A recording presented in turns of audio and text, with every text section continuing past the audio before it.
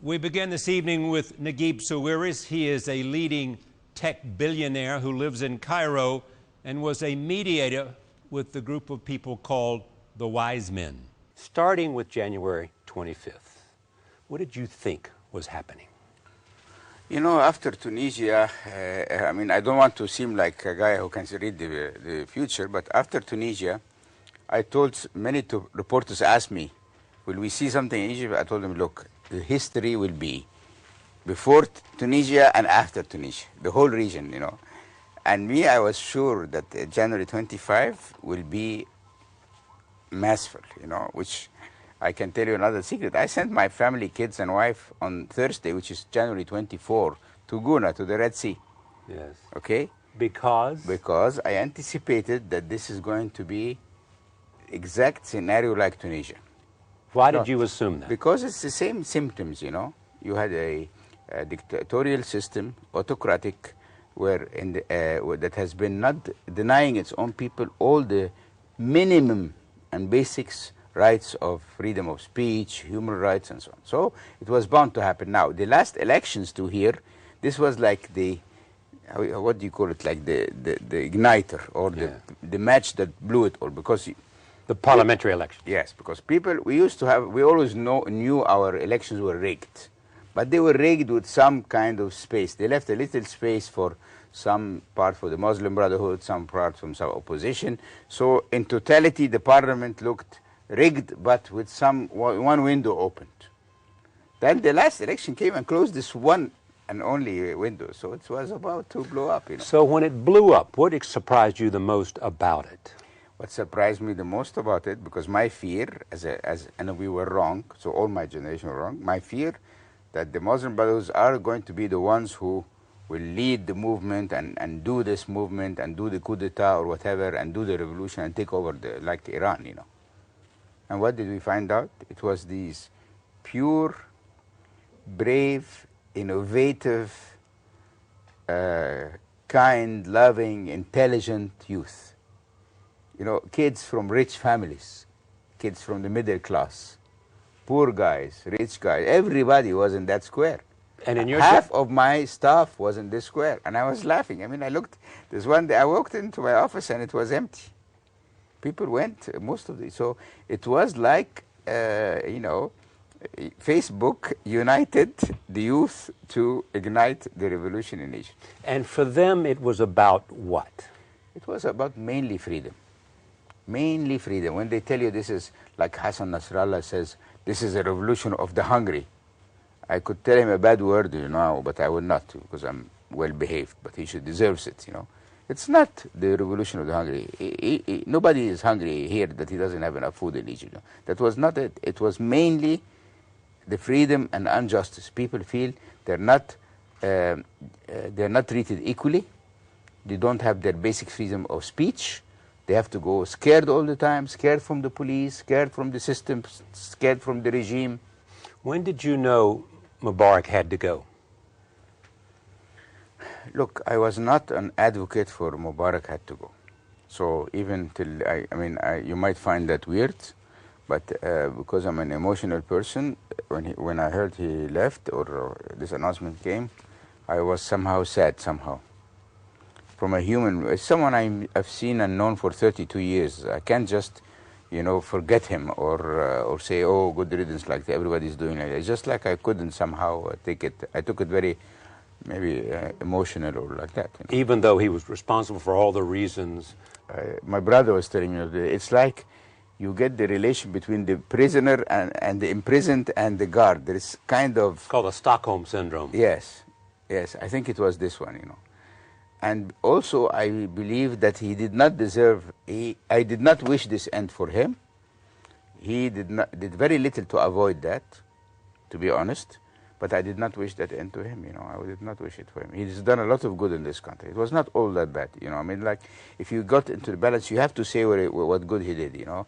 We were a totally socialistic country, closed. He opened the doors for investments. The country grew up. The infrastructure was built.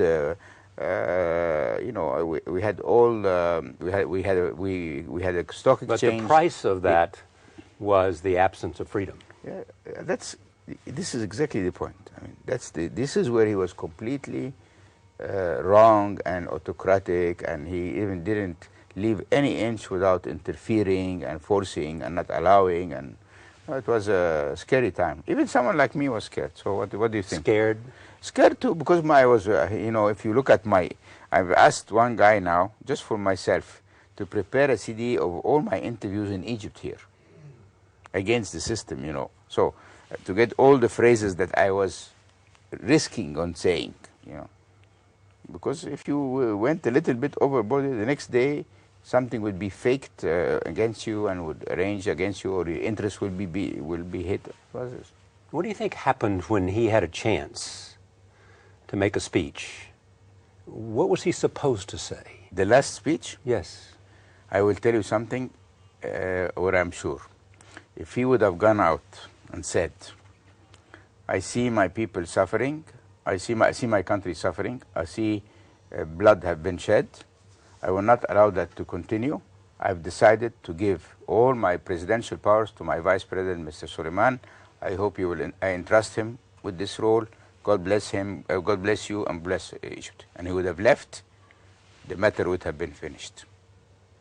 But he went out in the same old style again, saying the things he's done, and saying that people know Hosni Mubarak, and say that he thinks the majority of the people of Egypt know him, and saying the things he did, and mentioning the attempt on his life in Addis Ababa.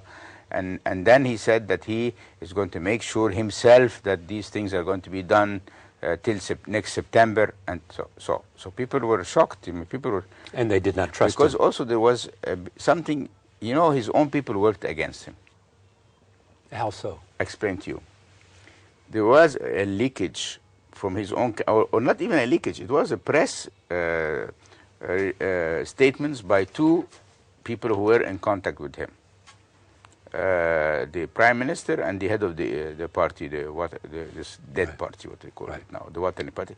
And they made statements, one in the morning and one in the afternoon, saying that the possibility of the president resigning is also there.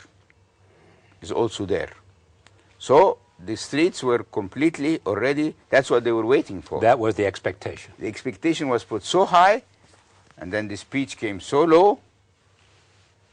Did he leave the script and go off on his own? Is that what happened? No, it was the same stupid guy that used to write his scripts, wrote this one.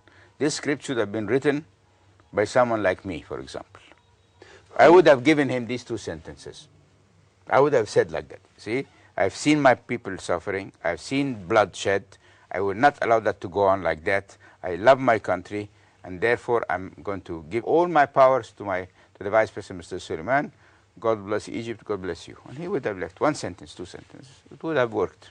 And where because would like he had another chance before, this famous Friday, when he made his speech that night and said, I'm not going to run again for sure in September. The next day, many people felt sorry because they were a little like me. We don't want to see our president broken. We don't want to see our president's pride squashed. You used the word dignity with me in a phone conversation. Yes. We wanted to preserve his dignity. So people felt that it's nearing this dignity is coming into question right now after his speech when he said, I'm not going to run in September. And therefore many people, friends of mine who used to be in the other square, in Tahrir Square, moved to the Mustafa Mahmoud Mosque to support him. And then the geniuses and the beneficiaries and the scum of the earth who hired these thugs and people who came on the camel and on horses riding from pyramids to Tahrir Square to beat up these young kids and throw stuff at them and like a war, and they caused all these casualties. Who was responsible for that? Look, there is a lot of, they know, and that's there's a lot of evidence reaching towards some of the members of the party, businessmen who financed this as a way to gain some points with the regime, They're responsible for unleashing the thugs. Yes. And they spoiled everything because there was no need for that. And because people saw the old way, scare them, attack them, beat them, shoot at them. Who was advising him at this time? Who was he listening to? That's another problem. I don't know who he was listening to. Maybe his son, maybe some of these businessmen who were always around him. And you know, he has grown old also. I mean, he was not. How can I say? He wasn't in the end. He wasn't listening too much. I mean, it is said there's a rumor in the city today that he's very sick. Is he sick, or is he simply a broken man? I think he's a broken man. You know, I swear to God, I did my best to avoid that. What happens to him then? I don't know. I mean, you know, what happens to a broken man? You know, I'm sure. The problem, I think, he did not realize that this situation is like that because people didn't give him the truth. You know, when you are like that, you only hear what you want to hear. People are scared, and when you scare people, they don't tell you the truth. It's known.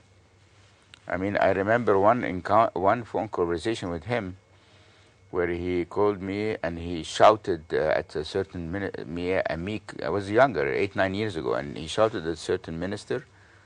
He accused him of a lot of things, and there was only a split of a second for me to answer, okay?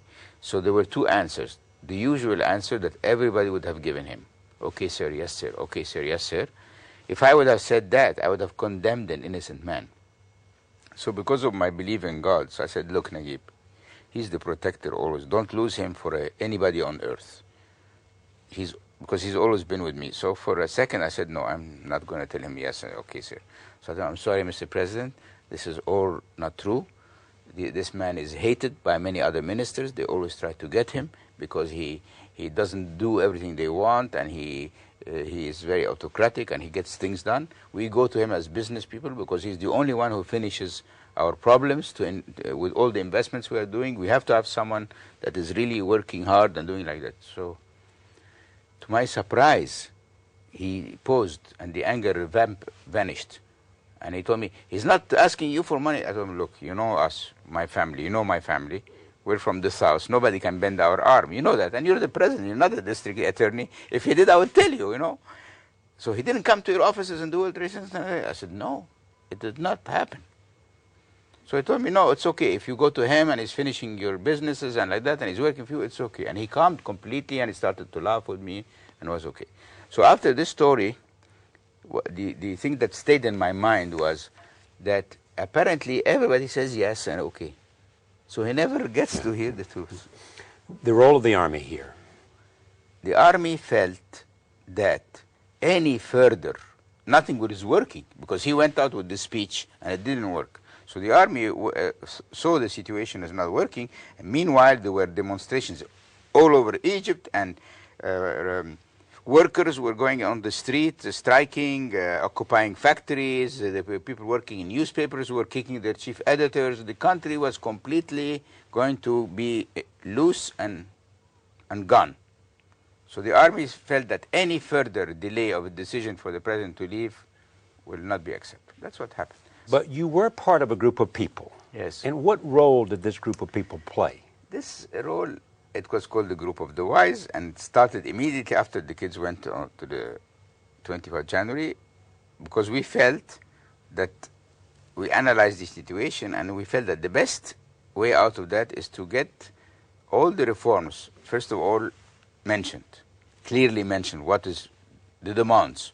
Because, you know, from the square there were many screaming and demands and so on. So we put all these demands, because we had people, legal people, we had, I'm a businessman, we had scholars, we had chief editors, from 11 people who represent a lot of, let's say, intelligentsia or whatever you want to call it. So we put all the demands except of the one thing that the president leaves. So we put the scenario where the president gives his powers to the vice president being a military man, and now with guarantee, together with the military, that these reforms will happen. And this is the scenario that in the end the president went out to say. If they would have taken our suggestions 8 days ago, it would have worked, because most of the square was happy with our proposal. There are some who said, no, he has to leave, But I was sure if we would have made that compromise, it would have worked. It would have been enough. You're not happy with the way it turned out? I don't know. I will find out. So the question is whether...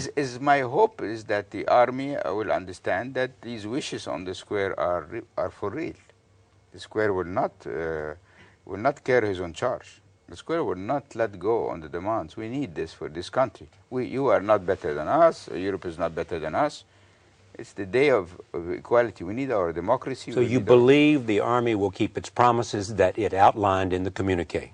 Yes, I always believed that. I had no doubt. But what the young people didn't understand, what was the beauty of the first scenario? The president giving his powers to the vice president, and the vice president giving these guarantees, and the army guaranteeing these reforms. That the whole constitutional situation would have been maintained.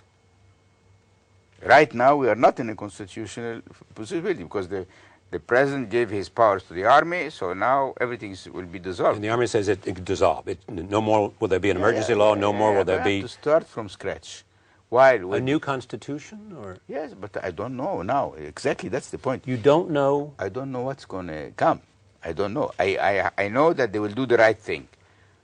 But we have a way. They said this in their statement, that the army is no substitute for the constitutional way. You know? But these are men that came to power under Hosni Mubarak.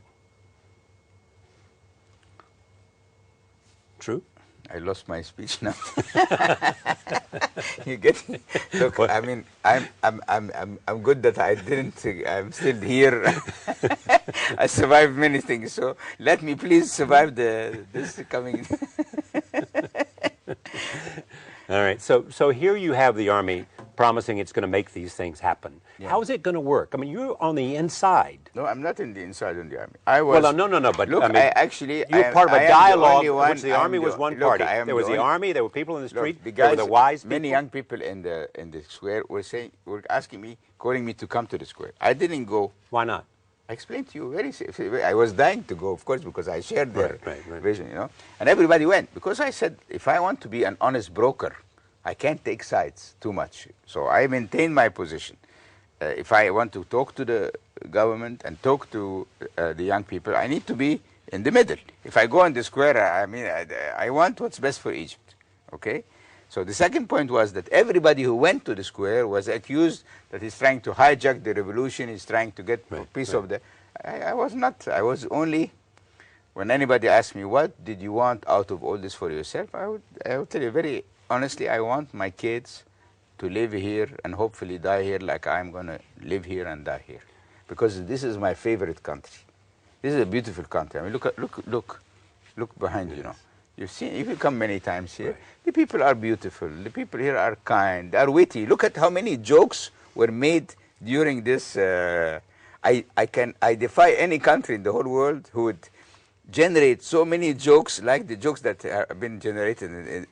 What's the best joke you've heard? One guy was holding a sign saying leave and saying leave because my hand is starting to hurt me.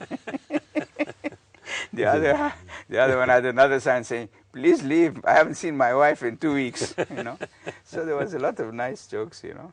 Okay, do you believe that this change, as you said earlier, will sweep the Middle East, this kind of populist revolution? 100%. And where might it go next? Next station is Algeria.